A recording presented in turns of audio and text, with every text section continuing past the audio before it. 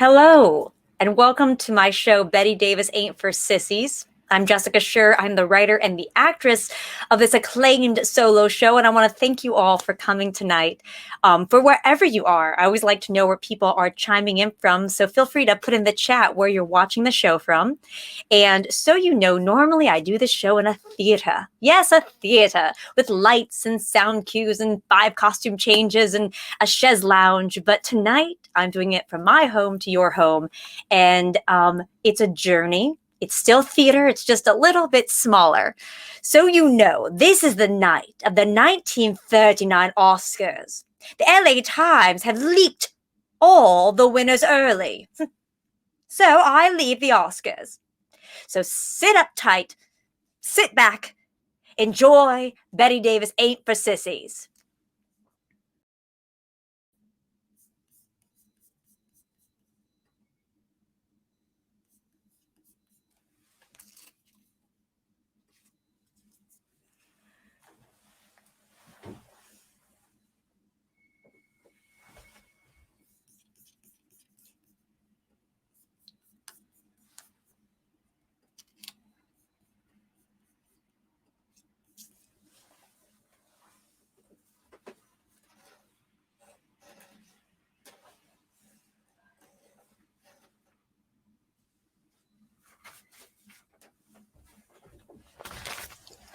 Did anyone read the newspaper?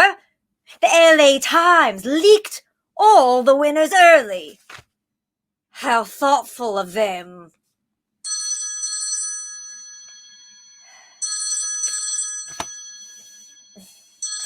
Yes, Charlie. Yes, of course, Charlie. Put him through. Humphrey, darling. No, I'm fine. Did you read the newspaper? Will Hollywood stick by its favorite hometown girl, Bette Davis?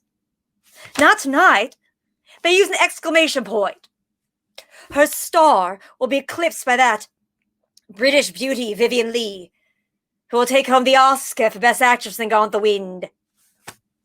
You know, Humphrey, the press called my performance in Dark Victory the most outstanding of the year. But now, Gone with the Wind is sensational. It will cop every prize tonight, so be it. I am not. I have been up since dawn filming Juarez, and tomorrow I've been hair and makeup by 6 and I have to be brilliant by 7. So I left the Oscars. So be it. No, darling, I'm fine. Listen, we'll have lunch tomorrow in the commissary. All right. Good night, Bogey. I left in a tiff. Granted, I was 3 whiskeys deep. I made my exit. The great William Wyler lectured me about the importance of a grand exit. We were filming Jezebel, and I rode in on my horse, and I gave the horse to the stable boy, and he says, "But Miss Julie, he bites." Well, you just plain bite him back. And then I picked up the hem of my dress with my riding crop, and I exited into the house with complete confidence. 48 takes. I could have sworn my previous 47 were perfect.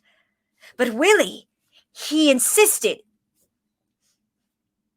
I need more, Betty, more. More what? More horse. More dress. More dress. Take 25. I picked up the hem of my dress, and I made my exit. Cut! Take 36. I picked up the hem of my dress, and I made my exit. Cut! Take 48. I picked up the hem of my dress, and I made my exit exhausted. Cut! Perfect! I nearly fell to the floor. The great William Wyler is a perfectionist. You see, Willie's the one who spotted my talent. He helped me see that I had something. Willie dominated me. He taught me the camera's point of view and the difference between working on Broadway and a soundstage. He took me under his wing, and before I knew it, I fell madly in love with him. Everyone at Warner Brothers knew that Jezebel's star and director were acting out their passions on the set. Though we were mad for one another, he still made my life a living hell. I was filming that scene in Jezebel with me and that brilliant red dress. You sure it's not the dress?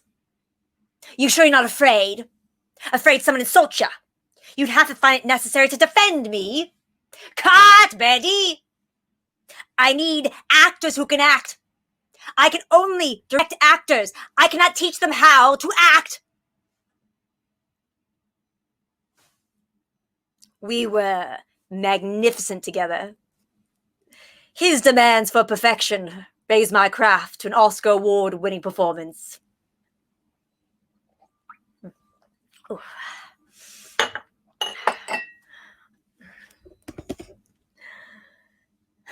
You are both always here to listen to me, and you never get on my nerves by talking back. Do you know why I love you? Oscar Dangerous. Oh, I love you because you were my first Oscar. I was wonderful as Joyce Heath.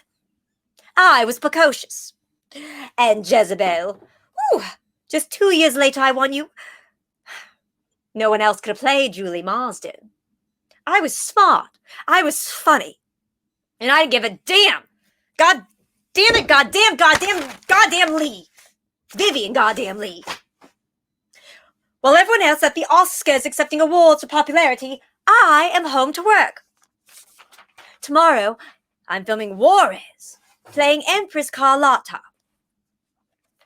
My husband, Maximilian von Habsburg, is sent to Mexico to abdicate the throne from Benito Juarez. I am angered by my husband's abandonment, so I appear to Napoleon. I suffer a mental breakdown, and my husband is sentenced to death by a firing squad. What a film. Badagada. Peas and carrots.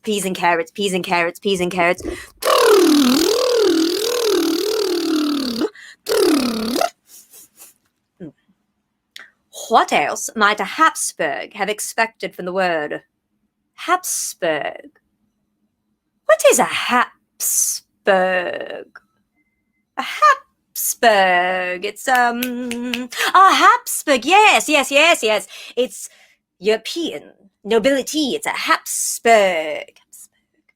What else might a Habsburg have expected from the word about bourgeois Bonaparte? You charlatan. Charlatan. It's what is a charlatan? It's what is it? It's I don't know. It's oh, I know.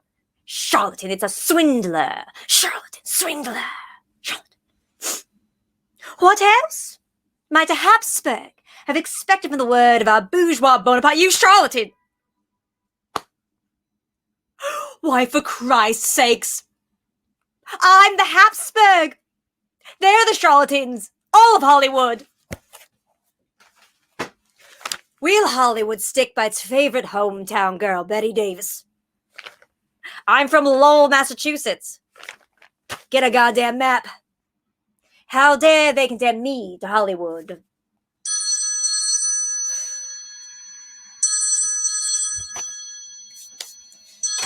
Yes, Charlie. Yes, Charlie, of course. Put her through. Mother, so nice of you to call. No, Ruthie, I'm not a sore loser. Well, I left in a tiff. No, I don't think anyone noticed I left. Oh, Ruthie, the Oscars were a disaster tonight. You saw Vivian in that flower dress. It was outrageous. But Olivia, she did not look well when I left. Look, you go in there and you tell them all that they are boring, and their jibber-jab is nothing more than useless talk, and I'm a star and I need my rest. Besides, I'm filming Juarez in the morning, and I must go over my lines now. Oh, if you could say that in front of Vivian, that'd be swell. She wanted this part. Who is that crying? Ruthie, is that Olivia? Why is she crying? Ruthie, how does Olivia not know she lost the Oscar? Well, it's printed in the LA Times Evening Edition. Did she not read? Well, Ruthie, you go ask Olivia de Havilland if she can read. Winner. Best Picture. Gone with the Wind. Winner. Best Supporting Actress. Hattie McDaniel. Gone with the Wind. Winner. Best Actress. Vivien Leigh. Gone with the goddamn wind. No, Ruthie, I was offered Scarlet by both studios bidding on the book. Package deal, Bette Davis and Errol Flynn. No, I said no. I swore, Ruthie, after Elizabeth and Essex, never to work with Errol again. It's like, I'd rather die in the first act. No, Ruthie, I am not coming back. Well, then you stay, Mother, and you enjoy yourself, Ruthie. Fine, Mother. Goodbye. Oh, God. Where was I? Oh, Juarez, playing Empress Carlotta. She's lonely, she's barren, and she drives herself mad.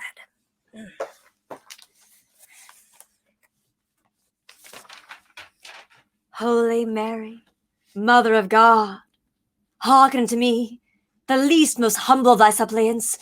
Deny me not, most blessed of women, joy and ecstasy which thou knew. Endow me with a portion of thy sanctity, that I may bear unto my spouse a son. God, give me strength in this cold world called Hollywood. Help me stand up to them. Help them see me for who I am. It's lonely here. No one understands. Oh, God. Oh. I mean, yes, Charlie. Yes, Charlie, of course. Put her through. Olivia, darling. No, don't cry, darling. You'll ruin your makeup. Lisa and I found it all very depressing tonight. If I see any more mink, I'll vomit in Joan Crawford's lap. Oh, I don't think she'll notice. Hollywood is one shameful mess tonight, and Frank Capra's filming it. How's your table? How is Gone with the Wind's table? We had to go all the way to England to find ourselves a Southern girl. Not to mention the friendliest one in the room.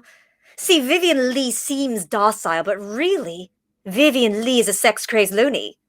Well, that's why Selznick loves her, because she's sleeping with him. Please, he loves you. You will start his next hit sensation, my dear. Who is that singing? I'm gonna kill her. Is Judy singing Somewhere Over the Rainbow again? Mickey's dragging her off the stage. For just once, I wonder, what would the world be like if Judy stayed in Kansas? This, my dear, is a tawdry tale. They paint our pictures. They fabricate us into celebrities we are not. They make us hate what we love. For what? Oh, it's all for money, not for talent. The Selznicks, the Lemleys, the Warners of the world. They all sit at home carving notches to their bedposts when they do nothing to deserve them. Whose pride is greater? Our pride. We sing them they're spoiled. Somewhere over the rainbow, bluebirds fly. Why can I, Olivia? Why? Why not? No, darling, I'm fine. Just fine. Listen, Olivia, you go back in there. Head high, shoulders back, as you are the grand Olivia de Havilland. That's right. I am the bold Bette Davis.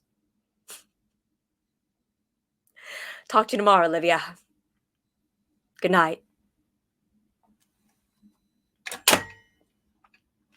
Hollywood. From the distance, glitters like the pinnacle of all success. But up close, it's cracked, horrid, broken. Makes me sick. I hate California. It's so goddamn sunny here. They're all so healthy.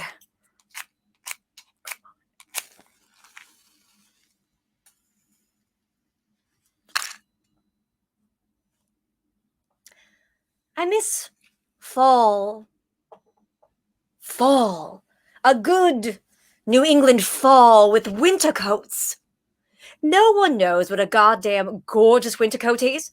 They're all prancing around in their minks and furs, sweating to death. And they got me on this program. The Bette Davis hair is this. The Bette Davis outfit is this. Bette Davis should look like this. The mischievous Bette Davis. The bold Bette Davis.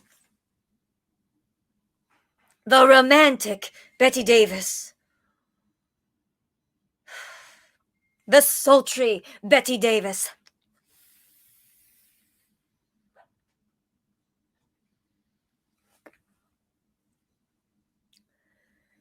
Sometimes I barely recognize myself.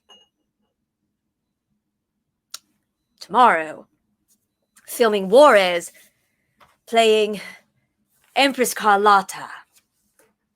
Habsburg. But you will dare not let him die.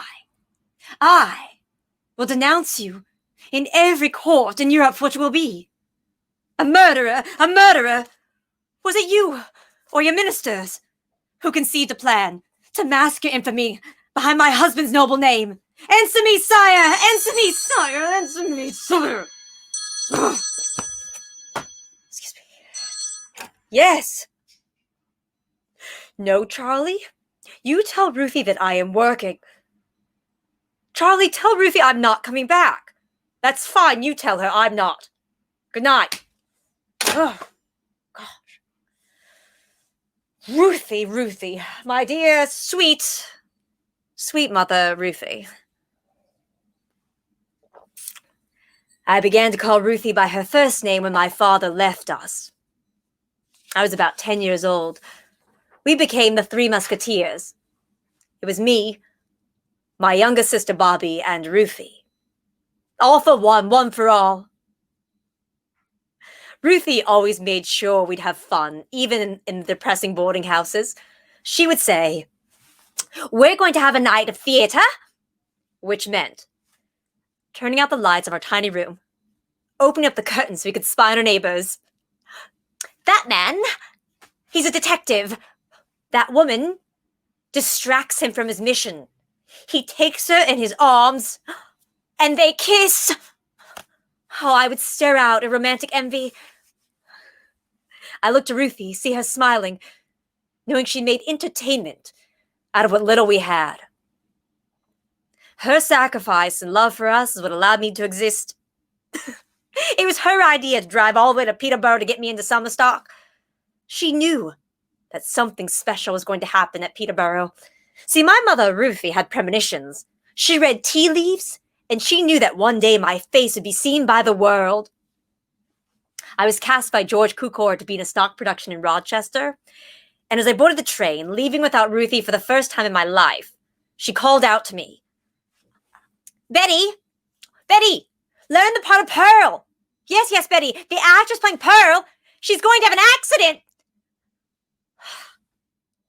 You and your silly psychic hunches. Turns out, Ruthie had a premonition. We opened on Monday, and on Wednesday, the actress playing Pearl fell and twisted her ankle. I was asked to take the lead. Fortunately, I memorized the entire play. Ruthie and her silly psychic hunches are not to be scoffed at. She saved my life many times over. She took us to the Boston Repertory Theater to see Henrik Ibsen's The Wild Duck. It was my first piece of serious theater, and I fell in love with the leading character of Hedwig, played by Peg Entwistle. There was a whole world that opened to me. I was thrilled with Peg Entwistle's performance, and I told Ruthie there wasn't an emotion that I didn't share with her. And I said to Ruthie, one day, Ruthie, I want to play Hedwig. I'll play Hedwig on stage, Ruthie.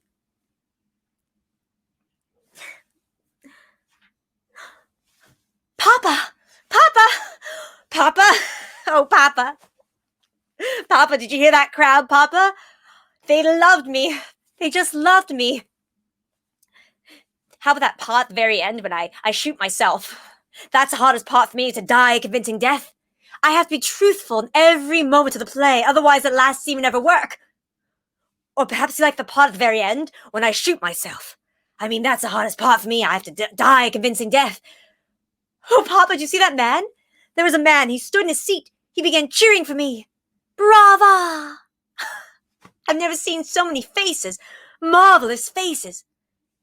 And then, when Blanche Yerka took my hand, she gave me my own vow. My own vow, Papa. All that applause was for me. They all came to see me as Hedwig, Papa. They all came to see me.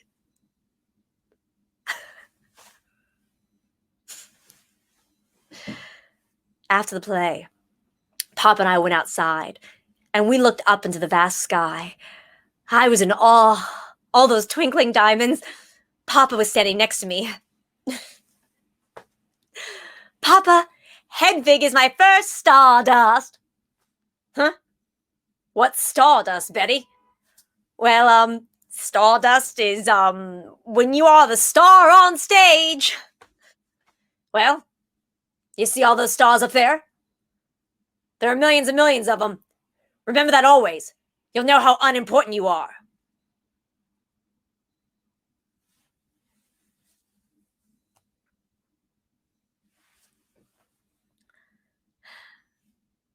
Papa always saw the weeds, never the roses.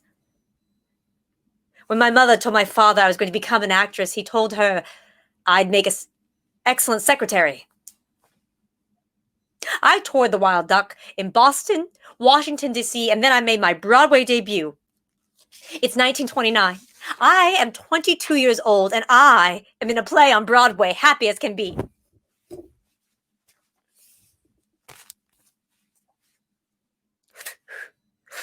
Hey, kid! Kid, hey! David Werner here, talent scout from Universal Pictures. Where you been? How's the audience tonight? Solid South was an okay play, but you, kid, you were better. Bette Davis, real name? Good. Look, kid, you're gonna be a star. You're gonna go to Hollywood. Where all the action is. The theater, that's old news. I'm gonna take those eyes and that face, put you on the big screen. You're gonna be a star, kid. Here's my card. He gave me his card. And before I knew it, myself, my mother, my sister Bobby, and my dog Boojum were on a train headed west.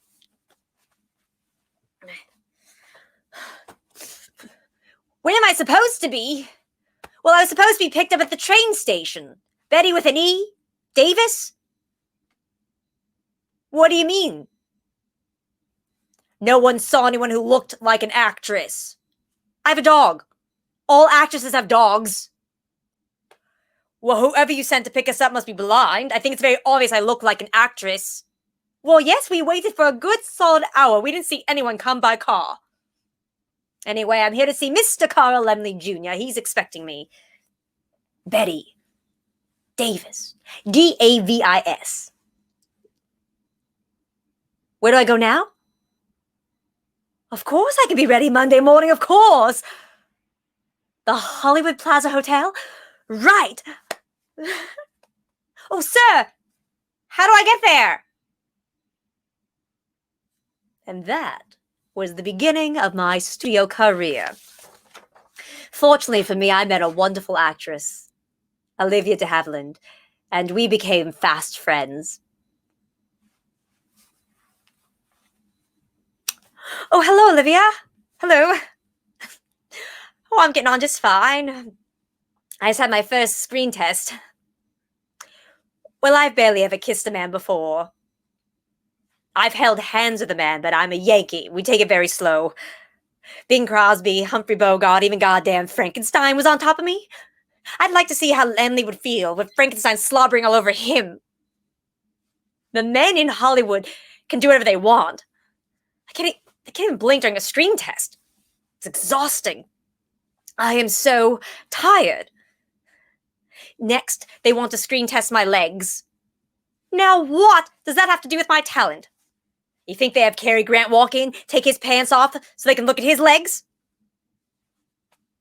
I'm from the theater. In the theater, they don't care what you look like. They just care if you have talent. All this screen testing is not what I'm cut out for. I'm not tall. I'm not blonde. I'm 5'3", and that's good enough. Lemley tells me I have failed him. 6 pictures into my contract with Universal Pictures, and I'm standing outside Carl Lemley Jr.'s door, and I overheard him say, "That Davis, she's got no sex appeal. Well, about as much as Slim Somerville. Ha, ha. She's from the theater in New York. Yeah, well, she's not very good. Look, give her some bit parts, keep her working, but otherwise keep her on the perimeter of the screen."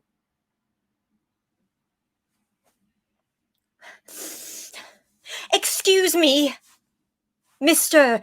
Carl Lemley Jr., sir. If I could have a moment of your time?" "Yes."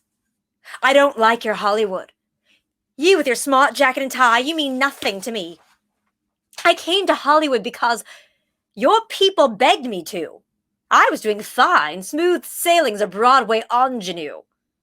You heard of Broadway, right? It's in the theater, not the street.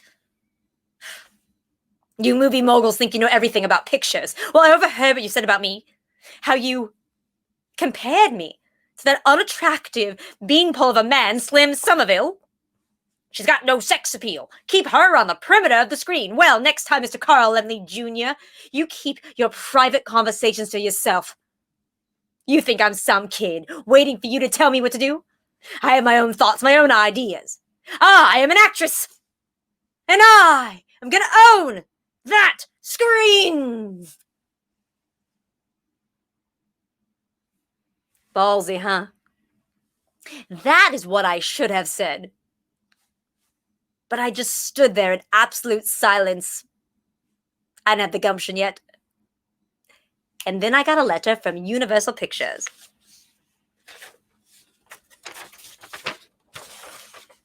"Dear Miss Davis, we regret to inform you we will not exercise the option to renew your contract. Please remove all your items from your bungalow. Your termination is effective immediately. Sincerely, Carl Lemley Jr."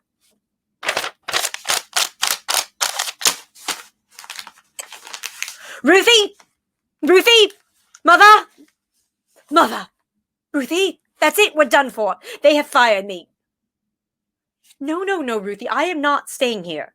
I'm going back to Broadway where I belong, Mother. I do not belong here. I just played a corpse with no lines who fell out of a closet. Mother, there's a train that leaves at noon. I'd like to be on it, so start packing your bags.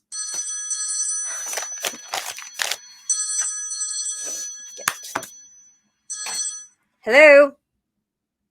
Yes, this is Miss Davis. The office of George Allis?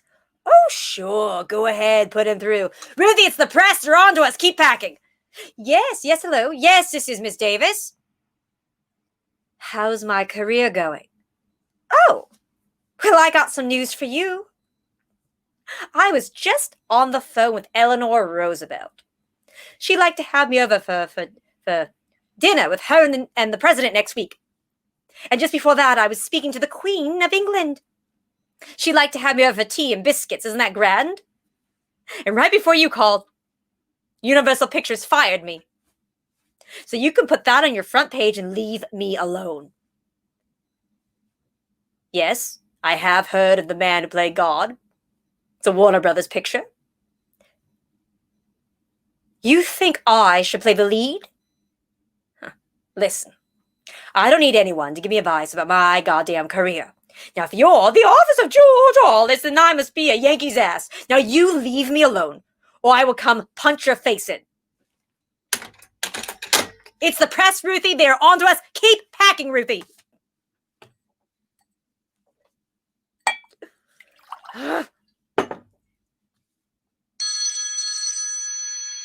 Oh, I've got it. Yes, go ahead, put him through. Oh, what, it's you again, you rascal. You nincompoop, you scallywag. Sure, well, if you're George Allis, and I must be Fred Astaire dancing on Ginger Rogers' back. Now, you leave me alone, I will come put... Oh, my dear God. Sir, George Arliss, sir, this is you, the real George Arliss, sir. Sir George, sir. I didn't realize that was you before. My goodness. No. Of course, I am available. I am to play the lead in your next picture, The Man Who Played God. You're directing it. You're in it. You're directing God. God is in it. Yes, George Arliss, sir. Sir George. George, sir. Sir George. No. Thank you. Goodbye. Ruthie, no, stop packing.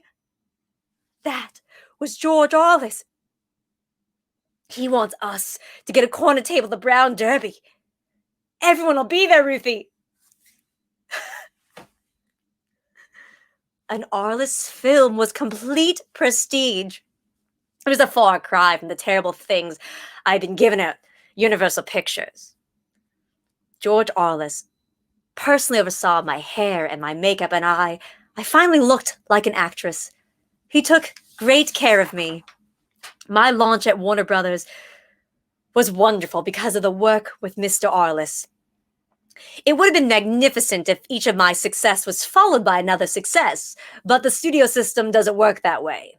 I was cast in so big, which my part was so small. At the same time, I was filming another film, so I was filming one during the day and the other at night.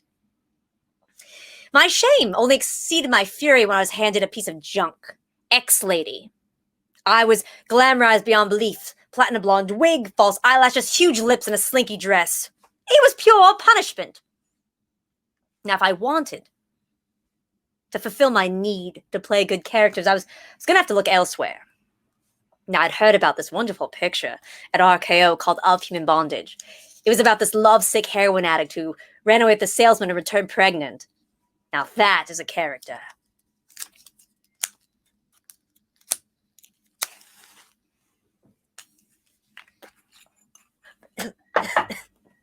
Mr. Warner, listen, Mr. Warner.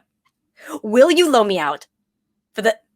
Listen, Mr. Warner, will you loan me out for Of Human Bondage? No, I know it's an RKO picture, but I promise you, Mr. Cromwell's all set. I just need your consent, and we can get started. No, of course, this is a good move, especially for Warner Brothers. The audience will see me in a whole new light, and when I return to the studio, there'll be publicity. Well, it's good for the studio. The actors are loaned out all the time. This isn't different than in other situations. Of Human Bondage will generate a buzz. No, I understand that this is a loan out, but listen, I can't sit idle in small roles or films I don't care about. This is a move that would push my career forward. Mildred isn't your average Hollywood beauty. She's tough, she's raw, she's ballsy. Now, listen, I understand I'm under contract with you, but Mr. Warner, I promise, as soon as RKO wraps, you'll have your star back. Please, Mr. Warner. Playing a role this vile will not diminish my worth to you. Please, Mr. Warner. Thank you, Mr. Warner. You will not regret it.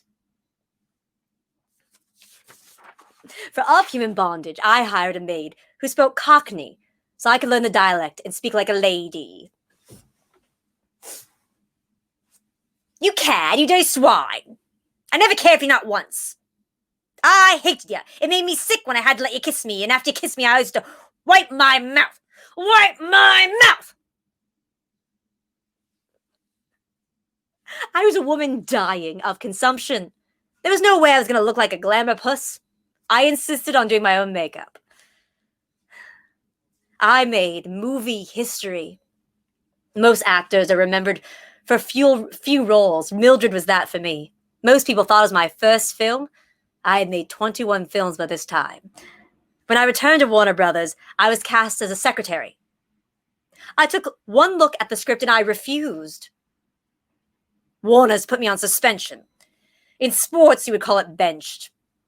When I returned to work, they offered me a Busby Berkeley movie musical. Mr. Warner, I do not want to be in a Busby Berkeley movie musical, Mr. Warner. What am I now, singing, dancing? A burlesque. Mr. Warner, I don't do burlesque. No, listen, try, I know, Joan Crawford. She'll turn around and shake it. You'll get your money's worth. Oh, Mr. Berkeley, I didn't see you come in. What a surprise. No, that 42nd Street, what a show. Yes, Mr. Ward and I were just talking about your script. You'd like to read it together? Oh, of course we can. Certainly we could read it together, certainly. Would you like to read the other part for me? Well, I suppose I could read them both myself. That would make good sense. Certainly. In what way? The hard way. You're young. You're in burlesque. You never talk about the past. Kid's father, bad memory to you. Well, as long as you know that much, you may as well know all of it. I'm lonely. I'm lonely. You're what? You're what? What, Mr. Berkeley? More Brooklyn. Of course, more Brooklyn. Of course I can. More Brooklyn. Certainly.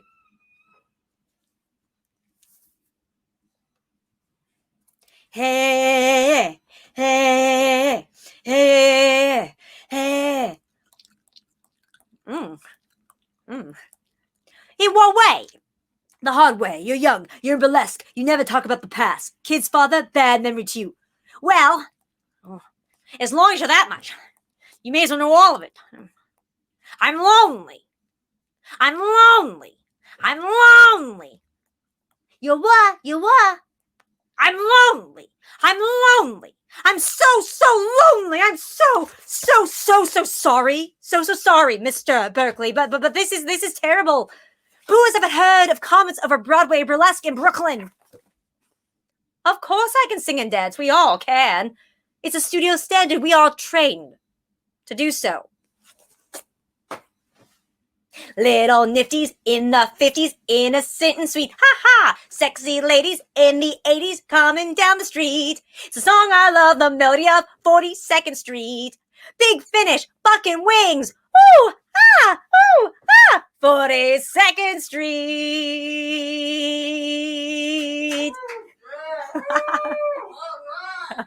Well, I can do it, Mr. Berkeley. I can do it. But I don't want to, Mr. Warner. I'm sorry, Mr. Berkeley. You are you're a wonderful director, but this is just not a good fit for us. I would have thought by now, Mr. Warner, you would have understood. I am a dramatic actress. Good luck, Mr. Berkeley. I was suspended again. To make matters worse, I was nominated for an Oscar for Of Human Bondage. But as you remember, it was an RKO picture, and I was loaned out to Warner Brothers. Jack sent a letter to all employees that if they voted for me, they would lose their jobs. He manipulated my win. He cost me my first Oscar. Dangerous was a consolation prize for not winning Of Human Bondage. I took one look at the script and I refused, but Jack convinced me I could make something of it. So a year later, I'm sitting. I have no intention of getting dressed up this time for the Oscars, but I've been nominated for Best Actress for Dangerous, and so I'm sitting in the audience in a plaid dress, and I wore a simple cotton dress to the awards show. When my name was announced, I was as shocked as the tabloids. How dare she wear such a frock? Though I'm sure Joan Crawford was more than happy to see me in a print. In those days, we were churning out pictures back to back. I had to finish Petrified Forest on a Friday, and I received a telegram on set that I was to begin filming Man with a Black Hat on Monday.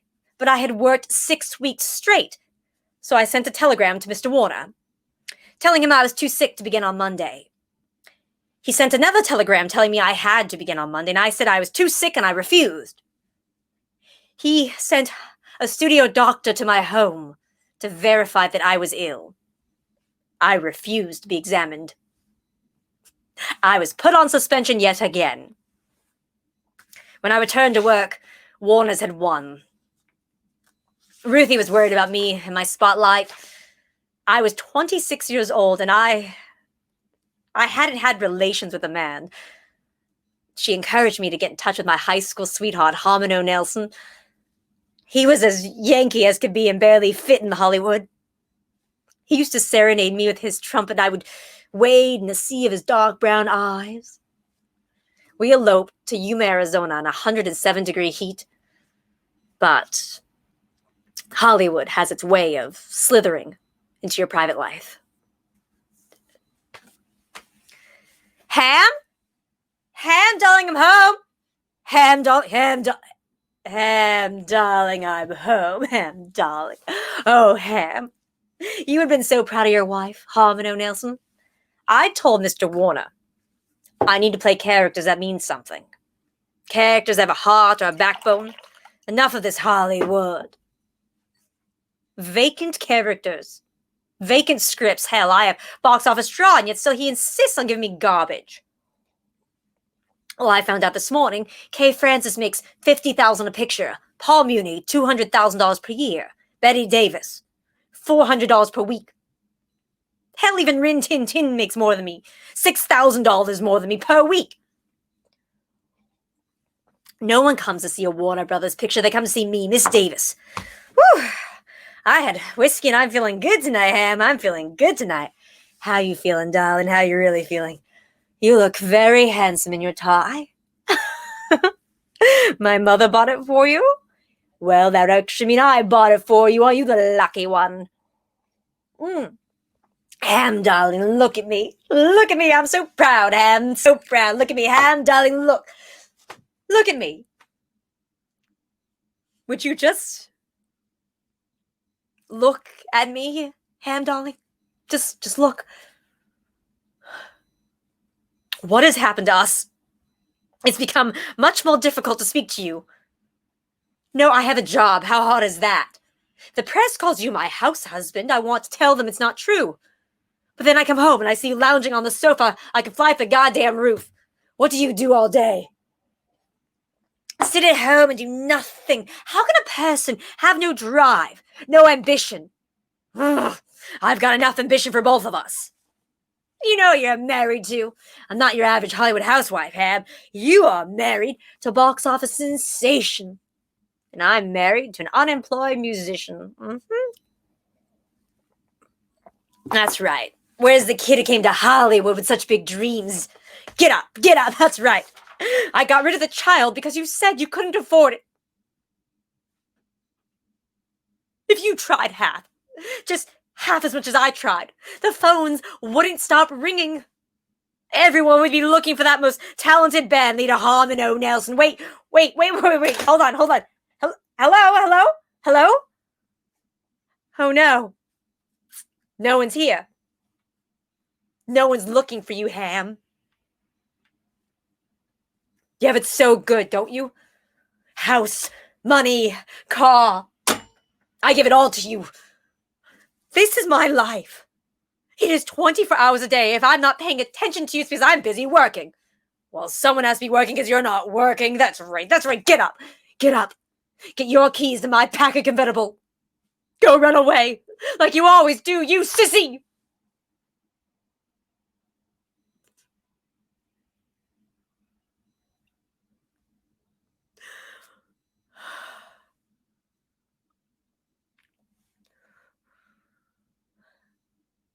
I can't believe I said that. He was shattered by his lack of earnings in our public life, in the private eye. He was a box office sensation. I was a box office sensation. He was hounded as my house husband. When we divorced, he pleaded abandonment. He told the judge that I read too much in bed and didn't take notice of him. I was so mean. What's it all for when you come home from your Hollywood life? You just sit on the sofa where it's real. Oh, God. This is me. Me. Who am I? Who loves me, huh? My mother, Ruthie, loves me. Olivia, she's my best friend. She adores me. William Wyler, you love me. Howard Hughes, you love me. Howard Hughes. Howard Hughes. Do you love me?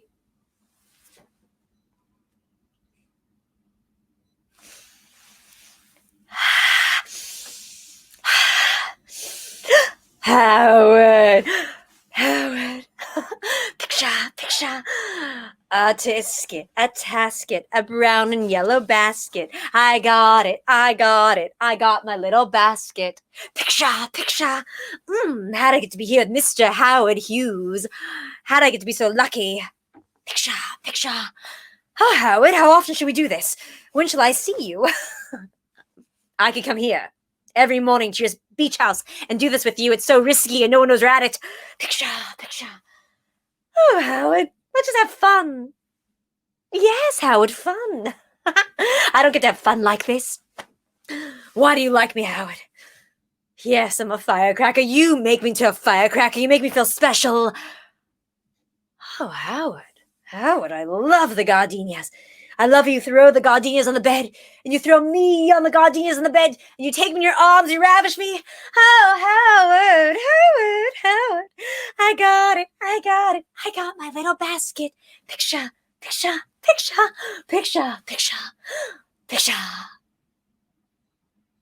Howard.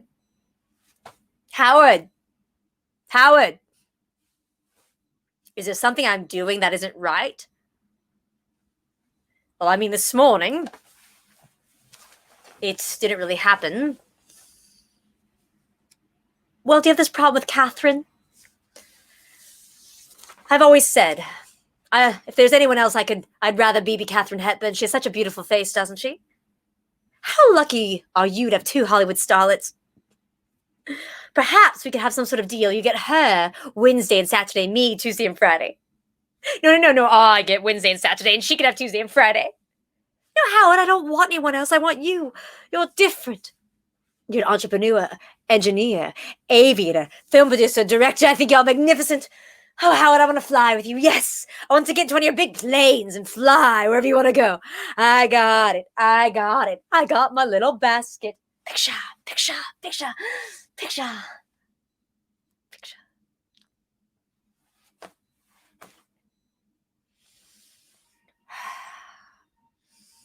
That's all right, Howard. We're all tired.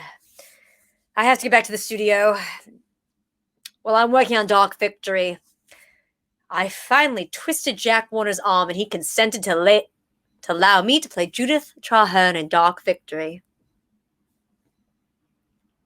In Dark Victory, I played Judith Traherne. I was this young socialite, and I was told that I had a tumor.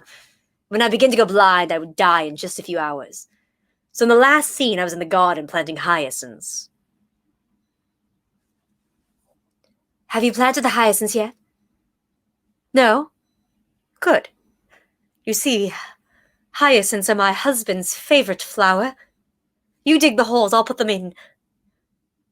But then, my sight begins to fail. And so I send everyone away. And I go inside, up the stairs to my bedroom, completely alone. And I lay down on the bed. And everything goes dark. I love that scene in Dark Victory. After Dark Victory, Jack Warner forced me to do a series of mediocre pictures. I had enough of Jack Warner. Now, I remembered this producer, Ludwig Toplitz in England, offered me 2 pictures of which I would have artistic control.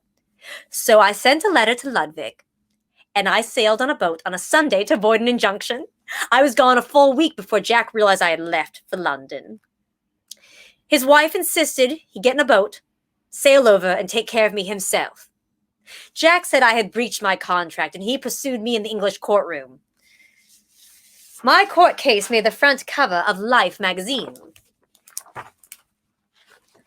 This is rather a naughty young lady. What she wants is more money. As Mildred in Of Human Bondage, Miss Davis has given the best performance ever recorded on the screen by a U.S. actress. Warner's rewarded her for this with a series of mediocre pictures, climaxed by that of God's Country and the Woman, in which she played a lumberjack. Timber! My lawyer stood 6'4" of vertical England, and for Warner Brothers slumped Patrick Hastings, thin, gaunt, with beady black eyes. At the top of the courtroom, Justice Branson took his throne. With his grand eloquence, he nodded ever so splendidly for Sir Patrick to begin. Your Honor, this is the action of a very naughty young lady. All she wants is more money.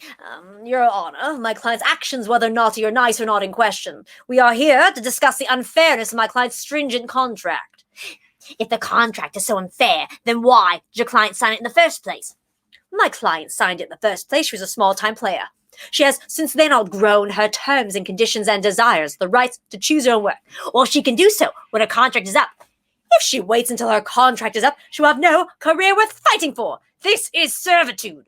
If being held in servitude means having the glamorous life of a movie star, we might all consider it. And with that, my lawyer called Jack Warner to the stand. Mr. Warner, is it true that my client sent a letter to you indicating she's not interested in more money, but was simply fighting for her rights? Yeah, that's all true. And if that is true, Mr. Warner, my client chooses not to work on your film, how do you render the situation? She goes on suspension.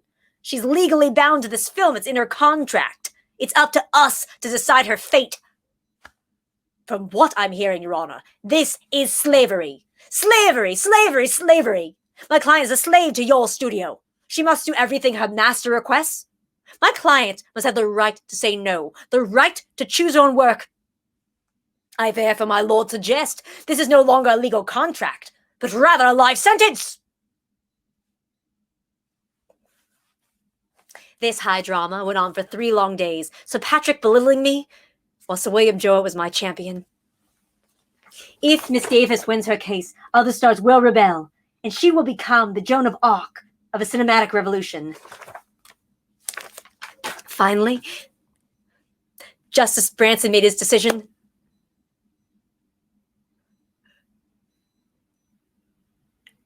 And I lost to Warner Brothers. A 3-year injunction and a fine of $20,000. I was their property. I wasn't fighting for myself. I was fighting for every actor in Hollywood. The right to choose our work, to be treated fairly. That's what I was fighting for. When I left the courtroom, I was devastated, defeated.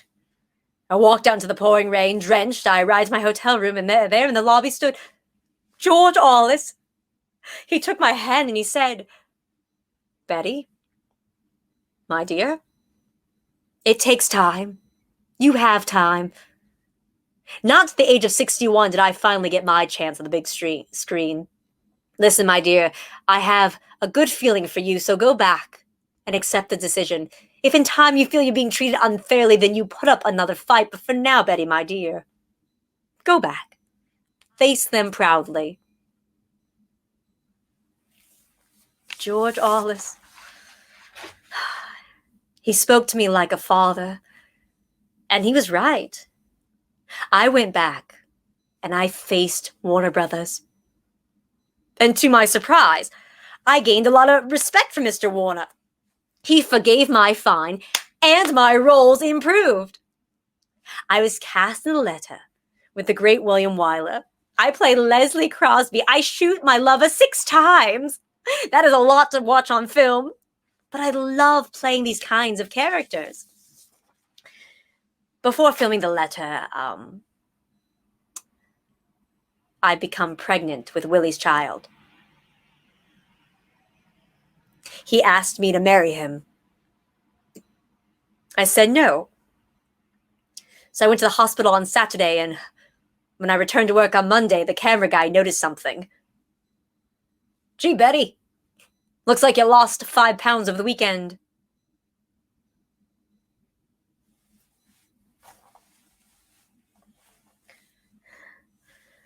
Willie! Oh, Willie, hi. Willie, it's good to see you again, Willie. Yes, of course. Listen, Willie, now about this scene, I've been giving it a lot of thought. In the script, it reads, she looks into her husband's eyes. Now, if I were someone who had killed my lover, I would not look my husband in the eyes. I would look away.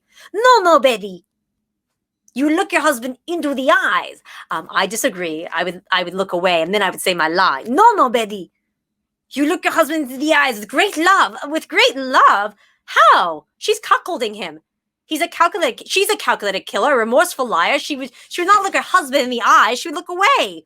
No, no, Betty. You look into your husband's eyes with great love and say these words.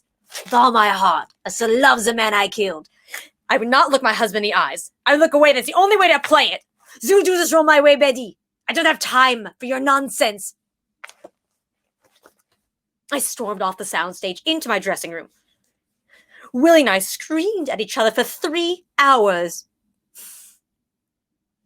Finally, I came out to my dressing room, and we finished the film Willie's Way.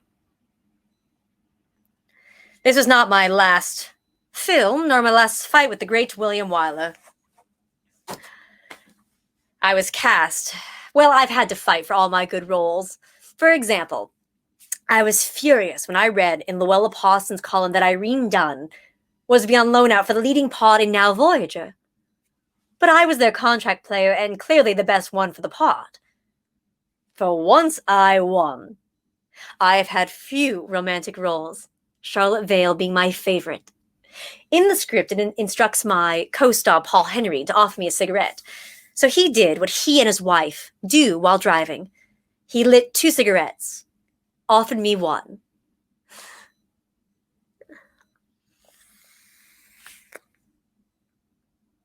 Oh, Jerry, don't let's ask for the moon. We already have the stars. How romantic. Our director hated it. I insisted that the producer come down to the soundstage and see it for himself. For once, again, I won. Oh, I was very proud of Now Voyager. I was high-minded and full of myself and, well, a bit hot-headed when I walked onto the set of Willie Wyler's The Little Foxes. Action! Then it was just as if I couldn't stand the sight of you. You were such a soft, weak fool. Cut, Betty. I need real acting for this part, real acting. We have been on the same scene for 4 hours in this goddamn Edwardian dress in the middle of summer. Your perfectionism is killing all of us. Yeah, Betty. Remember, I need real acting, please. Real acting. Action. Then it was just as if I couldn't stand the sight of you. You were such a soft, weak fool. Cut, Betty. Listen, Betty. You are playing Regina like a one-dimensional bitch. Regina is greedy and high-handed, but she's also a character of great poise, great charm. How? Enlighten me. She sits completely still while her husband suffers a fatal heart attack. Where do I insert the charm? Any's there, as you're an actress. Pretend to be charming. Now go fix your face. It's disgusting me. I stormed off the soundstage, got in my car, and drove off the lot. Over the course of the next 10 days, they sent my hair and makeup man to my home, the studio lawyer to my home, and finally, Samuel Goldwyn called me himself, and he told me he could sue me for the entire cost of the production. I came to my senses. I returned to the set. We finished the film Willie's Way. I received another Oscar nomination. But the great William Wyler and I never spoke again.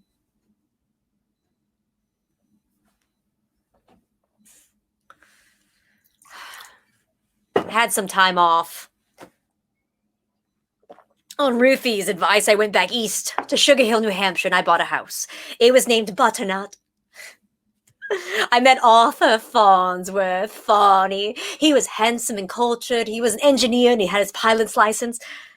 Farney and I, well, after 6 months of courting, I married him, and we had a good life together. He would fill our home with his sweetness and consideration of me. I think Farney and I could have gone on forever. Farney! Oh, Farney, it's wonderful. Butternut. Did you carve this sign yourself? Pine, poplar. A good strong oak sign. It will last 50 years, just like you. A good strong oak. Another one? Fine, all right, fine. Fawny. Fine, I did say that every woman deserves to have a choice to be a domestic. I will make you the best eggs ever, starting tomorrow. Another one? Fine, one more. Fawny, it's wonderful. Where did you ever find these pictures? This is me at my first day at Universal Pictures, and they left me at the train station. And this is me with Ruthie and Peterborough, the overstuffed car. My first cover photo play, Fawny. How did you ever find these pictures? Oh, Fawny, it's wonderful. Oh, Fawny, you are my tonic. Sometimes I wish I could just close my eyes, wake up next to you in your corduroy and flannel and call life meaningful. All right, now I have a surprise for you. Are you ready? All right. I bought us another home. It's going to be river bottom because it sits at the bottom of the Los Angeles River. We're going to have river bottom and butternut. And I'd like for you to come east or west whenever you want. Oh, Fawny, you are my tonic. Fawny and I had a good life together. He was an engineer, and when he came out west, he worked for Disney. We had time together and time apart. I was to begin filming Mr. Skeffington, directed by Vincent Sherman, and I had been directed by Vincent, an old acquaintance, so I liked how Vincent had directed me. And oh, Vincent, I don't relish playing an aging woman of 50. I'm only 32. I mean, I have an imagination, but that's twice my age. Darling, you'll play it in spades. The hell of a character. I know, but listen, Vincent, I'm on my way to Mexico. You want to come along? We could discuss Mr. Skeffington? Fawny was jealous. He told me to stay away from Vincent, unless on the set. You don't understand, Fawny. I'm an actor. And as an actor, we have to speak to our directors. That's how we actors get things done in Hollywood. No, I understand you don't understand that. But Fawny, listen, if I want to talk to Vincent Sherman, my director, I sure as hell will do so. Fine, you know what? I'm going to Mexico. I'm leaving without you. You can stay here. I'm going with Vincent Sherman myself. I left for the train station. Fawny followed me. I got on the train. Fawny also got on the train. The train started to move, and Fawny was insistent on not budging. I put my hands on his shoulders, and I pushed him, and he fell over backwards and hit his head on the pavement. I stopped the train. He was holding his head, but he just seemed a little shaken up. We went to the hospital, and they released him. They said he was just a little banged and bruised. And we went home. 10 days later, he was walking down a Hollywood street. He just left my favorite store, and he bought me a mink stole. He fell. He had lost his balance, hit his head, and came crashing to the ground. And he was rushed to the hospital. This time, an x-ray revealed he had a skull fracture.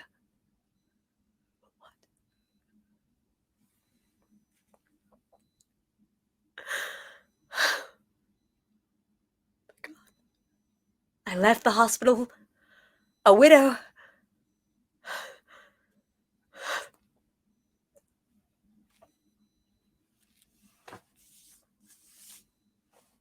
I was alone. My happy Yankee life no more. I will always miss him.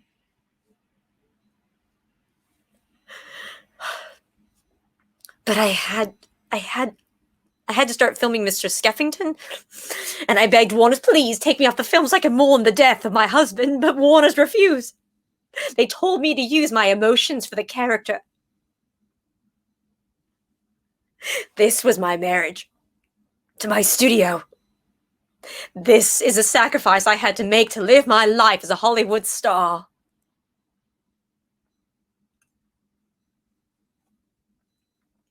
I was a widow for 2 years. And then I became infatuated with William Grant Sherry.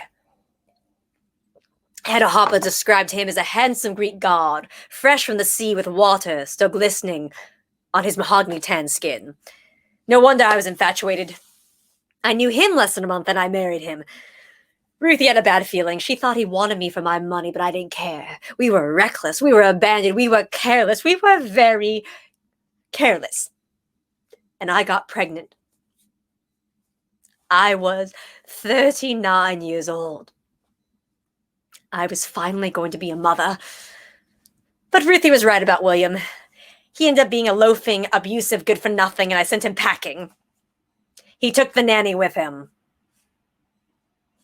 But he gave me my daughter, and we called her BD, Barbara Davis.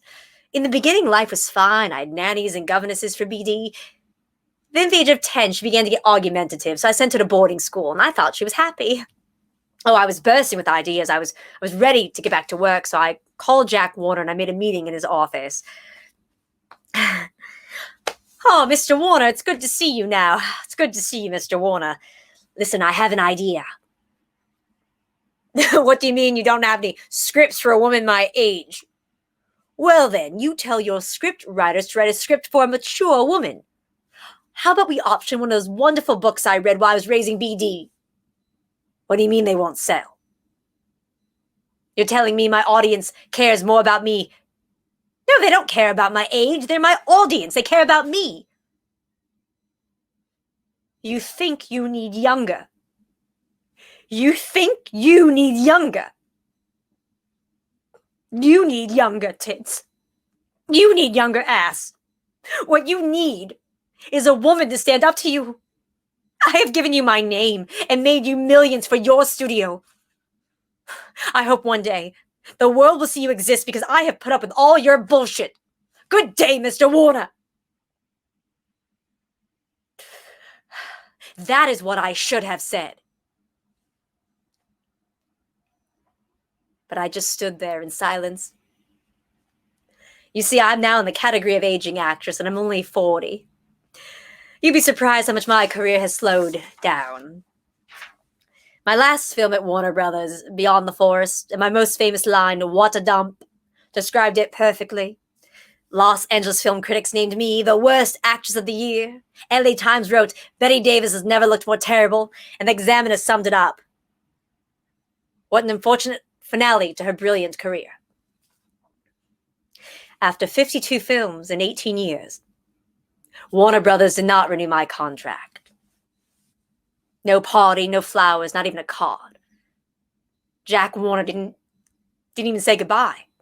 I was thrown out like a disease. My reputation of being difficult had stuck to people's palates. I sat in the back lot and I drank with one of the stagehands.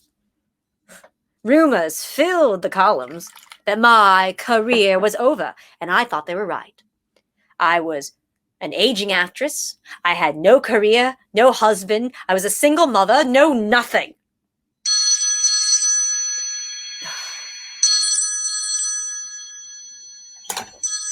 Hello? Betty, it's Daryl F. Zanuck. Oh, how are you? I haven't spoken to you in years. I'm fine, Betty. Listen, Claudette Colbert hurt her back. Joe Makowitz wants you to replace her. You want a job? I'll send the script over. Read it, Betty. Well, thank you so much, Daryl. Thanks for thinking of me. I'll read it. Thank you. He offered me the legendary role of Margot Channing in All About Eve. It was a bumpy ride. Anne Baxter, who plays the ambitious young fan Eve Haddington, really is an ambitious young snake. Celeste Holmes also proved to be a problem. She thought she was the funniest thing on earth. She bored me to death. Joe Makowitz as a director was a dream, as was my co-star Gary Merrow, who was more than a dream. In fact, he became my fourth husband. I've had more husbands than Oscars. I was not able to attend the 1951 Oscars. I was away in England, filming Another Man's Poison. It didn't matter. Everyone in Tinseltown knew I was going to take home my third Oscar for Margot Channing. Gary and I sat by the radio. waiting to hear my name announced. Oh. And the winner goes to...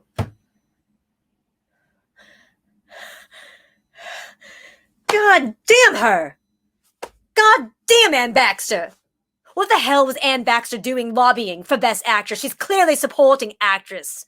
And goddamn Baxter lobbies for Best Actress, so she split our vote. Judy Holliday won. A fine performance, but you see, I needed that Oscar desperately to keep my career alive. I needed that Oscar to still be in the running. Everyone thought I was going to win that night, but I lost. And the work came in less often. I spent much of my time with Ruthie. My daughter moved out at the age of 17 and married a much older man. So it was me and Ruthie again. It was like old times. But Ruthie kept repeating, "Oh, I'm tired, Betty. It's time for me to go." Ruthie was gravely ill.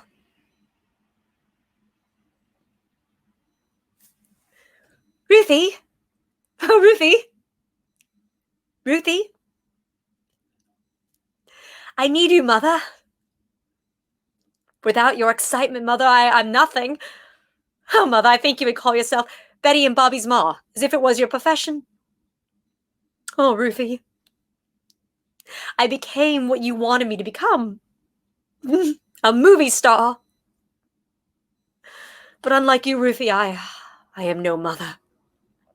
My daughter and I barely exist in the same room. I try to be perfect and make life perfect, but we remain disconnected. Oh, Ruthie, you were brilliant as my mother. Ruthie, you never gave up on me. I wish to be half as good as you. Oh, Ruthie.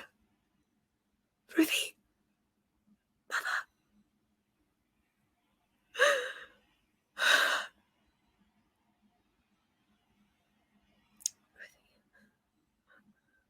It's haunting to know,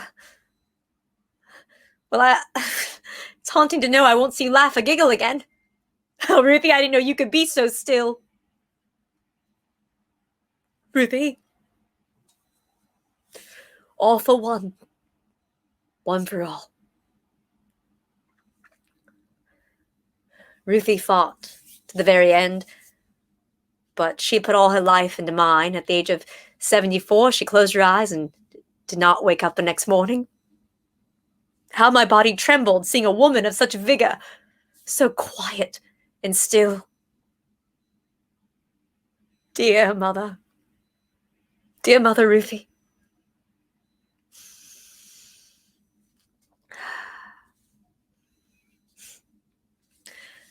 I moved back east. That's what my mother would have wanted. Oh, Betty. Go back to your roots, Betty. It's not working here. Let's try something else.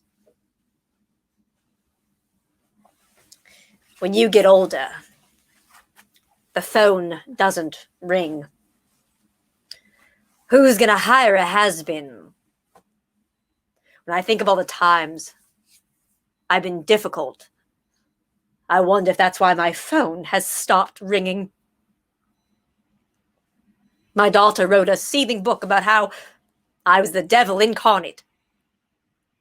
Willie Wyler couldn't stand to look at me. They let my contract expire at Warner Brothers because I kept fighting the studio system. I may have betrayed my right as a studio player, but I thought I was helping. I talked too much.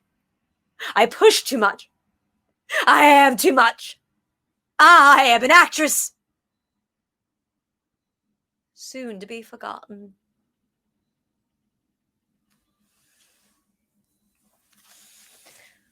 What have I been up to lately, Susanna? Oh, my.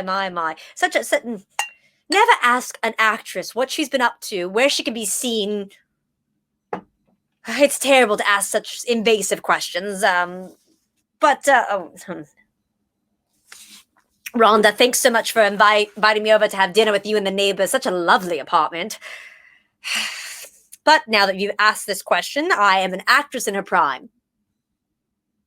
And there's little work for me. Imagine that. I used to fight for good roles. Now I can't find any roles for a woman my age. No, no, no, no, no, no. See, do I look dead to you, Rhonda? Do I? No, good. Because I have stories to tell. But Hollywood has no opportunities for a woman my age. Imagine that. A talented, award-winning actress can't get work. Yes, Alfred, it is a scandal. Blondell, Dietrich, Dunn, Harlow, Colbert all reach that certain age when looks defy them, and they hire men and women in their 20s to play love interests of people in their 50s. They produce stories of young love, not mature love, of new marriages, not divorces, of young, fresh faces, not well-lived-in faces, all of which am I. No, Rhonda.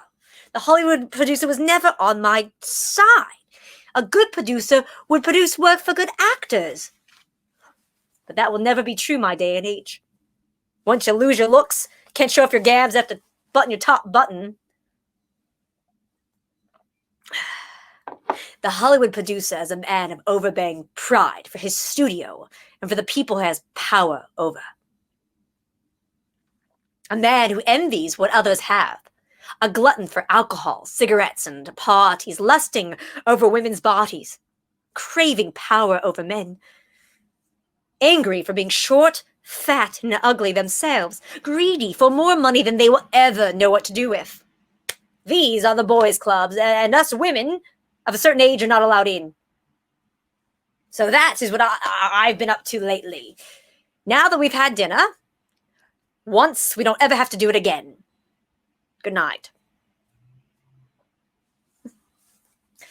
I was full of myself that night and full of a lot of drink.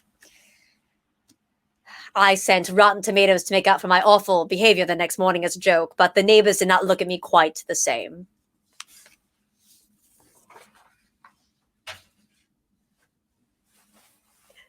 It's been so quiet in my home. The phone has not been ringing. Too quiet.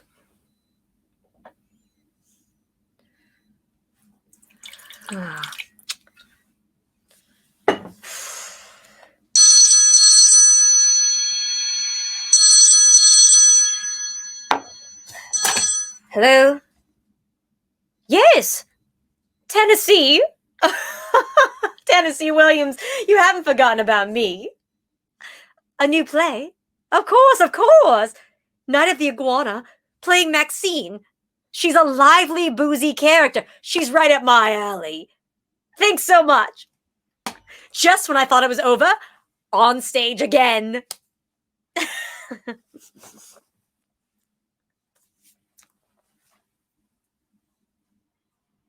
Joan Crawford, what brings you to my dressing room? Did someone die? Joan Crawford smiled a wry smile, then handed me a book. You bringing me a book? The devil's alive and well. What hath thou wrought? She told me she had an idea about how we could go back to Hollywood. No, no, no, Joan, I'm perfectly happy in this play. Thank heavens for Tennessee. I've longed to get back to the theater. She threw the book at me. She said, read it, Betty. Something about her perseverance piqued my curiosity. She told me that she wasn't getting the time of day and that this book could be an excellent screenplay that could bring us back. Oh, Joan, Joan, Joan. No one wants to see us old broads in Hollywood. We've expired. I gazed at her. She looked so much older than I remembered. For the first time in her life, Joan Crawford looked at me as though she needed me, and she said, these women could bring us back to the silver screen. Ah, Joan. No one wants us. We're done for. Well, I was curious about Joan and her book, so when I went home, I read that book. I called her the minute I put the book down. Joan? Joan, Joan, darling, I would have thought you want to play such a deliciously wicked role of Baby Jane Hudson. You think I should play the lead? No. Well, of course, that makes more sense. I can enjoy torturing you. Torture, assault, mental health, jealousy, alcoholism, regrets, everything you and I were born to play. I insisted on doing my own makeup. I felt Baby Jane never washed her face, just reapplied the makeup in the morning. She reminded me of all those washed-up starlets that walk up and down Hollywood Boulevard with makeup caked to their face. Joan Crawford is overly concerned with her looks, but I don't give a damn. But I am grateful to have been able to play such a deliciously wicked role of Baby Jane Hudson. There's a huge amount of freedom when you allow yourself to be dark and ugly. At this point in my life, I had enough heartache. I could use it all for Baby Jane.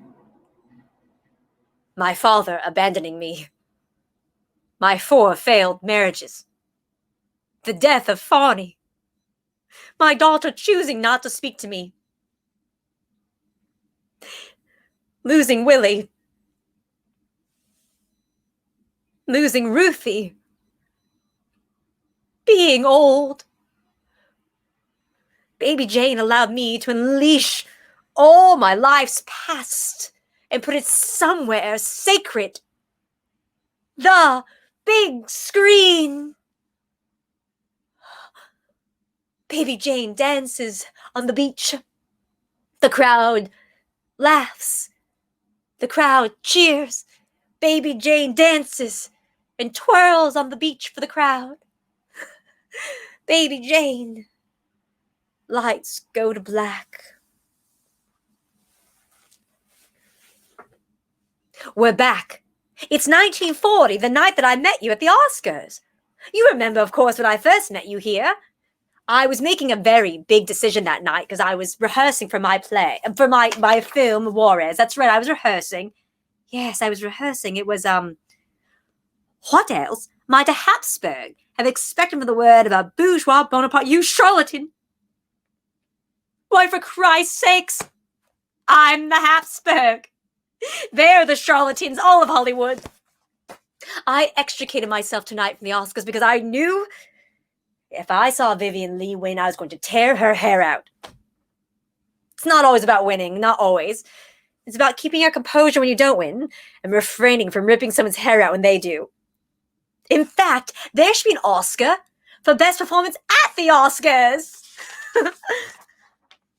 I can do this. Of course, it's just another part. Hey, Charlie. Hey, Charlie, I was just on the phone with Rufy. Can you put her back on the phone? Can you connect me? Yes, I was Coconut Grove. Of course, Charlie. Listen, I'll wait. I was just speaking. Hello, Coconut Grove? Hello, this is Bette Davis. Yes. Well, I need to speak with my mother, Rufy Davis. She's the little one at the Warner Brothers table. She's 3 martinis deep in an oversized mink. Yes, indeed, I will hold. Tonight, I will re-enter with dignity. I won't have a horse to ride in on or 48 takes. I'll just have 1 take, because that's all I need.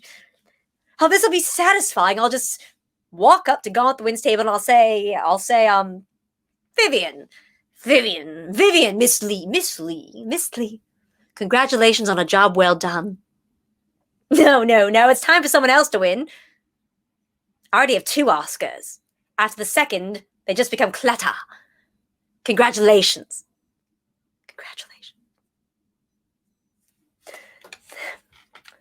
Hello, Ruthie? Mother, you there? Ruthie, Mother. Ruthie. Listen, Ruthie, have they said my name yet? Good. Hold my seat. I want to be sitting there next to you when they say nominee for Best Actress.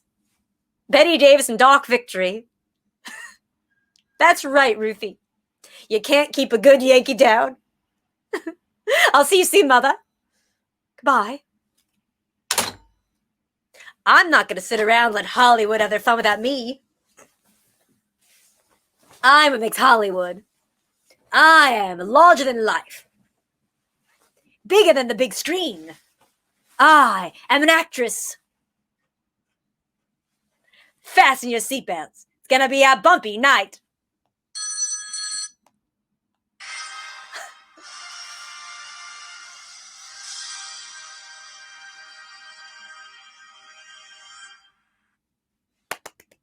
Yay! Yay! Thank you, thank you, thank you, thank you, thank you so much. That was my show. Let me put you guys back up so I can see you guys on the. Hey! Thank you so much for watching this lovely event. I have something fun to share with you. First, I want to thank you all for sitting in your seats. I appreciate that. But this fun fact, this scarf and these gloves belong to Miss Bette Davis herself. Catherine Cermak at her estate gave them to me as a gift to wear in the show. So there'd always be a little bit of Bette Davis in every show, and I think she likes it like that. So people often you're welcome to put in the chat if anyone wants to ask any questions. Watching from Maryland, watching from Brooklyn, yes, watching from Georgia, hey, Jonathan. But if anyone wants to ask any questions, you can. So there will be a talk back following this. So if anyone decides you'd like to Zoom with me after, you are welcome to join me.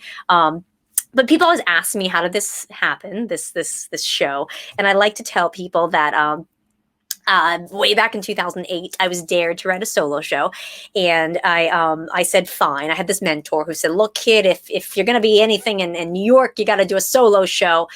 And this is before web series and TV, of course. And so I decided to do something. I said, "Fine, I'll take that dare," because he dared me. He said, "I dare you to do it," and I was like, "I'll do it."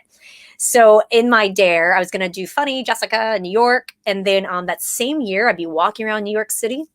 People would stop me on the subway, or they'd stop me in the street, and they say, "You look like a young Bette Davis," or, "You got Bette Davis eyes." And I was like, okay, folks. And these were people I did not know. So I Googled her, and to my surprise, I saw I had a young resemblance of this Bette Davis person, and I was curious. So I read up on her, and I was like, my goodness, she's done so much as this young person. And so happened I was in a class where I had to do a famous person, and I know a lot about Lucy. I love Lucy, so of course. So I was going to do I Love Lucy in my class, but after I knew too much about Lucy, I thought, you know what? I'm going to read Bette Davis's book. And I became enamored with this firecracker personality and this person of this young person who was fighting in Hollywood. I didn't know Bette to the point where I only knew her as Baby Jane. I knew of her, but I didn't know that was the only Bette Davis. So I was reading about this young firecracker Bette who took Warner Brothers to court and who fought the studio system. And for me as an actress, I thought, what a character. So anyways, in class, I decided to do this character. Again, it's just a character for class. I do the character. And in class, the director says, these are really good. We should do a little off Broadway show. And I was like, perfect. This will be my solo show. Yes. So I do my off Broadway way back in 2010. I invite the mentor. He comes, he sees it off Broadway. And I think that's it. I did 13 Saturdays. I'm done with this Bette Davis thing. It's done. And after the 13 Saturdays, I couldn't stop thinking about this character that I'd created and I poured my heart into. And it was this itty bitty 28-minute vignette of her going to the Oscars, of her leaving the Oscars and then going back to the Oscars and calling her mother. And it was short, but there was something about it that was so gnawing at me. And I kept waking up in the middle of the night, waking up. And I know that's when something's bursting, is when I can't sleep at night. And so I started to think, well, what if I just stretch this story out?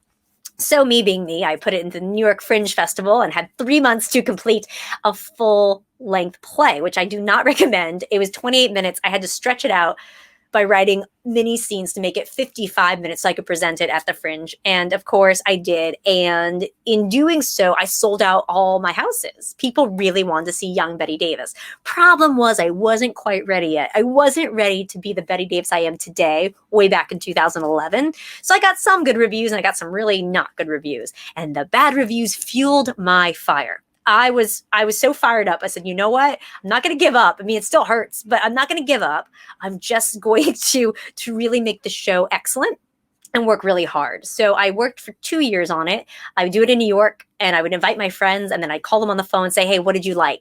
And then I would make a scene out of that, or what did you not like? And I just kind of cobbled together this other piece of Bette's life where it was really a full story about her and the Oscars and her relationship as a Hollywood person. And then I had learned about the Edinburgh Fringe in Scotland. It's the biggest festival in the world. Me being me, I thought, well, can I, Jessica, survive 25 shows? Yes. So I decided to take it to Edinburgh Fringe Festival in 2013, just so I could see if I could survive it. And at Edinburgh, so before I left, I actually sent my script to the Bette Davis estate, to the lawyers who are in charge of her estate, because I wasn't sure if legally I could use her name. And in doing so, I got a call on a Sunday afternoon, never forget. I'm walking out of my house in New York, and this person calls me and says, I am Catherine Cermak. I was Bette Davis's assistant for 10 years of her life, and your play came across my desk, and I have read it, and it's really quite good. I can see you put a lot into it. Can I help you? And I was like, yes. Where do you live? And she said, Los Angeles. So I flew to Los Angeles, and Catherine and I sat down, and we talked about Bette and her life and the story I had, and what else could be done. And at the end of the meeting, she gave me a gift, and inside was a white box with a gold bow, and inside was a pair of Bette's scarf, handkerchief, earrings, 2 pairs of gloves. Yes. And she said to me, she said, Bette would have wanted you to have these for the show. Please do wear them. Okay. So at that point I was like, well, I better take these to Scotland. So I go to Scotland, my little box, and I get to my venue in Scotland, and I tell the young lady, I said, nobody knows who I am. I am Jessica Scher from the United States. No one in Scotland has any clue who I am. There's going to be nobody here.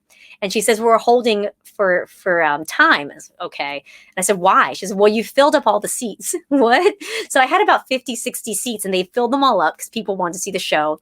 And then she said, they're bringing up more chairs, and also people are going to sit on the ground, and they're going to sit in the aisle. I hope you're okay with that. I'm like, of course I am.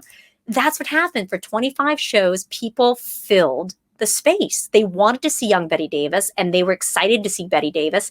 And it wasn't about me. It was about the show. And in Scotland, they love word of mouth. So they'll tell their friends, and, it's like, I saw the great Bette Davis show. You should go. And they would tell their friends, and then they would come back, and I would have repeat audience members. And my last day at Fringe, I had a repeat audience member come. This was his second time seeing the show. And at the end, he said, I know the gentleman who runs the St. James Theatre in London. I'm calling him, and you should really do a run before you go back to America. Okay. So he calls his friend, and sure enough, he runs the St. James Theatre in London. And I am then that weekend on a train to London with my purple Bette Davis suitcase and my dress in my other hand. And I'm going to London, and I performed at the St. James Theatre as a special engagement before I came back to America. And that was good. So I come back to America, and I just kept trying. I thought, what else could I do? And I went back to Edinburgh 2 more times. In doing so, I went to bigger theaters, and I had a 100-seat theater. And most people in Edinburgh get like 4 to 6 audience members. Bette was getting 80 to 100 to sold out daily. It was lovely. People really liked the show. And again, they were telling their friends. I was getting amazing press. And finally, those reviews that I had gotten in New York a few years earlier were less terrible now. So anyways, I come back. It's 2015. And I Google, how do you tour your show? Solo show. And I find that you can go to these arts conferences around the country. So me being me, I thought, well, I better go. So I buy myself a Bette Davis booth. I got my poster up. I got me as Bette Davis, and I try to sell the show. And I get bookings, and I booked these huge theaters. I got 3 bookings that year, and the theaters were 500 seats. They were 700 seats. They were 800-seat theaters. I had never been in a theater nor on a stage quite that big. I just said yes. I didn't say no. I just said yes. I do this all the time. And I hadn't learned how to use those little microphones you put on. I remember using bobby pins to try to pin it in. I've learned better now. I still get very nervous with microphones, but I just went. And I enjoy these beautiful theaters. And I realized that the show, even though it's just me, the show fills these big theaters, especially these gorgeous historical theaters. So I normally, in real times, when you guys normally come to the theater, I have a full set. I have a chaise lounge, and I have a Bette Davis desk and a wingback chair. And it feels, like her living room. So anyways, I come back, and I think, well, that was great. What else can I do? So I go to another conference in Milwaukee, and I perform my show, and this gentleman says, hey, you kid, I saw 15 minutes of your showcase, and I like you, and I like your show, and I have a theater in Chicago. I'm going to give you a 4-week run. Would you like to come to Chicago? What? Sure, I'll call you next week. So I called him, and the wonderful, great Alan Chambers of the Athenaeum Theater in Chicago gave it to me a 4-week run, which meant I did 5 shows per week in Chicago. It was amazing. And I really thought I got great reviews. I thought that was it. I thought that was the pinnacle of my success. And then he said to me, your show's not done. I want you to come back in 1 year, expand your show, because there's more story to be told. I don't know how he knew, but as a creative person, he had the feeling that I needed support. So of course I said yes, because me and dares, and I take that dare, and I used 2017 and 2018 to really write out the show. And what I realized is we were missing the other part of Bette. We had the star and we had the Oscars. We didn't have Bette and her 4 marriages. We didn't have Bette and her daughter. We didn't have Bette getting fired or her being too old. So I expanded the show, and I kept seeing if I could go past, because what happened when I originally wrote it, it stopped at the court case. She got on the phone and she went back to the Oscars. So I just started to expand it, and you came with me along my journey to expand it to Baby Jane and back. So I go to Chicago, and I have an amazing 4-week run. The first time I've ever had good reviews, both for me as Jessica and me as the show. It was a Bette Davis like you've never seen before. Jessica Scher is a one-woman revolution, and Bette Davis is badass, and I really felt fulfilled. But now I knew I had this amazing show, and so I had all these bookings. I had another 500-seat theater, 800-seat theater, 300-seat theater, and my first 1,000-seat theater I performed in last November. It was a 1,000-seat theater. It was beautiful. And I knew I was doing good work, but I felt as the actor that I needed another director to come on and really carve out this new show. So I emailed and contacted 5 or 6 female directors in New York, big names, all of which who I knew were busy doing other things, but I thought I may as well ask and see if anyone's available. And I spoke to everybody, and they all wanted to change my show. And I thought, well, that's no good. I need to find someone who really sees what I'm doing. And I had made my last meeting was with Karen Carpenter. And she's a Drama Desk award-winning, very busy director. And I emailed her, and she met with me, and she said, I'm not going to change your play. I think I can enhance what you have and help you make it even better. And that is what I needed to hear. And she and I went in, and we excavated, and we wrote, and we took out, and we shaped, and we molded, and we put it on its feet with the intention of February of 2020. I had a backers audition. That's like an industry presentation for 60 producers, 60. And I did it on its feet with full, costume changes, and yeah. And we had interest because my goal is to have an off-Broadway run in New York. And then COVID hit. So, things went to a little bit of a standstill. When COVID hit, I decided that I had another reading in March, but it didn't make sense quite to do anything. But the goal will be to get the right people involved so that this show can have an off-Broadway run. It's the only thing I haven't done. And because I've already written a feature film of this show, it will be perfect to do the off-Broadway run. And then, of course, to have me on the big screen do the feature film version of it. Hey, if Netflix can do it the prom, so can Bette Davis, right? So if you know anybody in the producing world, you let them know about me. Little show, big success. So that's kind of my everything for what's going on. This happened with me in the chair because of pandemic and doing all the amazing work with Karen. I didn't want to lose it, nor did I want audiences to go bored. So I decided to start doing the at-home theater series, which a friend of mine had put together in the beginning of pandemic. And it was really hard. I said, this is so hard because I'm very physical. I'm a very physical person. And, sitting in a chair seemed impossible. And I spoke with Karen, and she said, Jessica, just tell the story. It works. Just tell your story, be intimate with your audience. And I'll tell you, I'm still learning to be intimate, but it's been a great challenge, and it's good that I can do this for everybody. I'm still working on how to make it more professional and all that, but hey, not bad for a one-woman show, right?